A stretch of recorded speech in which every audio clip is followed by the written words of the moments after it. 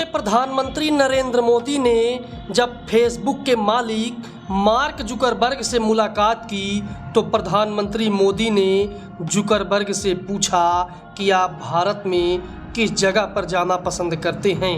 तब mark Zuckerberg ने नरेंद्र मोदी से एक ऐसा जिक्र किया कि नरेंद्र मोदी भी आश्चर्यचकित रह गए।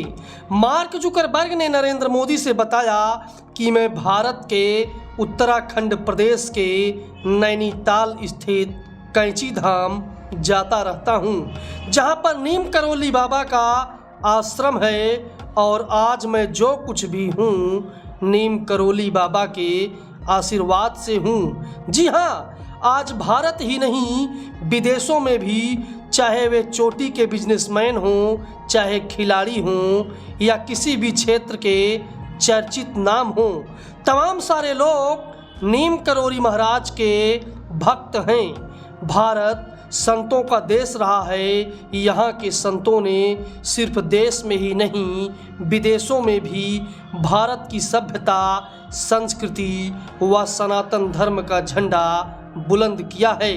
इसी तरह से एक संत भारत में वर्ष 1900 में उत्तर प्रदेश के फिरोजाबाद जनपद के अकबरपुर गांव में पैदा हुए, जिनका शुरुआती नाम लक्ष्मी नारायण शर्मा था। आर्थिक रूप से एक समृद्ध ब्राह्मण परिवार में जन्म लेने वाले लक्ष्मी नारायण शर्मा का सिर्फ 11 वर्ष की उम्र में उनके माता पिता ने विवाह कर दिया, परंतु उनका मन संन्यास में लग गया। शादी के 1 वर्ष के भीतर ही वह 1912 में वर्तमान में फर्रुखाबाद जनपद के नीम करोली स्थान पर आ गए और यहीं पर उन्होंने हनुमान जी की मूर्ति अपने हाथ से बनाकर आश्रम बनाया और पूजा करने लगे। फर्रुखाबाद के नीम करोली में लक्ष्मी नारायण शर्मा 1935 तक रहे और यहीं पर उनका नाम नीम करोली बाबा पड़ गया, क्योंकि जिस स्थान पर वह रहते थे उस स्थान का नाम नीम करोली था। यहीं से वह अंतर्राष्ट्रीय स्तर पर प्रसिद्ध हुए। कुछ लोग उन्हें लक्ष्मणदास के नाम से भी जानते हैं और उन्हीं के नाम पर नीम करोली स्थित रेलवे स्टेशन का नाम लक्ष्मणदास पुरी पड़ा। उनके प्रमुख शिष्यों में एप्पल के मालिक Steve jobs, mark Zuckerberg, Hollywood actress Julia Roberts, भारतीय क्रिकेट खिलाड़ी विराट कोहली, उनकी पत्नी व बॉलीवुड स्टार अनुष्का शर्मा आदि हैं। भारत के पूर्व राष्ट्रपति शंकर दयाल शर्मा भी उनके प्रमुख शिष्यों में से एक रहे हैं। शंकर दयाल शर्मा जब देश के राष्ट्रपति बने तो शपथ लेने के पहले उन्होंने नीम करोली बाबा की मूर्ति ग्वालियर से मंगवाई, ऐसा कहा जाता है। 11 सितंबर 1973 को नीम करोली बाबा ने अपना शरीर त्याग दिया और उनकी मृत्यु के 1 साल बाद स्टीव जॉब्स 1974 में अपने मित्र के साथ भारत आए। नीम करोली बाबा के अंतर्राष्ट्रीय स्तर के शिष्य रामदास व लैरी ब्रिलियंट ने उनके नाम पर कैलिफोर्निया के बर्कले में एक सेवा फाउंडेशन की स्थापना की है, जिसकी वित्तीय सहायता एप्पल कंपनी के मालिक स्टीव जॉब्स करते हैं। उनका दूसरा आश्रम भारत के उत्तराखंड स्थित नैनीताल के कैंची धाम में है। 1912 से 1935 तक नीम करोली बाबा उत्तर प्रदेश के फर्रुखाबाद स्थित जिस गांव नीम करोली में रहे, वहां के पुजारी वाजपेयी जी से हमारी टीम ने बात की और आप भी सुनिए कि उन्होंने नीम करोली बाबा के बारे में क्या बताया। नमस्कार, इस समय मैं फर्रुखाबाद के नीम करोली नामक जगह पर हूँ, जहाँ पर नीम करोली बाबा आए हुए थे और हमारे साथ यहाँ इस मंदिर के महाराज जी हैं, वाजपेयी जी। महाराज जी, इस जगह के बारे में थोड़ा सा आप हमारे दर्शकों को बताइए। ये जगह नीम करोली गांव था। यहाँ जब आए हैं तो ये वन टाइप की एरिया थी जी। तो ये बाबा जी आए थे तो उनका घर का नाम लक्ष्मी नारायण था। जब यहाँ रहे हैं बाबा जी ने, यहाँ जो हनुमान जी हैं जी। वे स्वयं गाय गोबर और मिट्टी से बनाए हैं, स्थापित किए हैं। जी बाबा जी को जो कुछ मिला है इन हनुमान जी से मिला है। जी जो कुछ किसी को अगर दिया है, बाबा जी ने कहा है स्वयं आखिरी में जी कि मैंने जो कुछ मुझे मिला है सो नीम करोड़ी हनुमान जी से मिला है, और मैंने जो कुछ किसी को दिया है उन हनुमान जी से दिया है। बाबा जी 1912 से 1935 तक यहाँ रहे, जी साधना की। ये बाबा की तपस्या है, जी तपस्या की। और बाबा जी थोड़े दिन के बाद यहीं से गायब भी हो जाते थे। बाबा जी अपना मंदिर बनवा गए थे। बाबा जी के जाने के पहले मंदिर नहीं था, खाली इसकी बाउंड्री बनवा गए थे और ऊपर इतना बना था।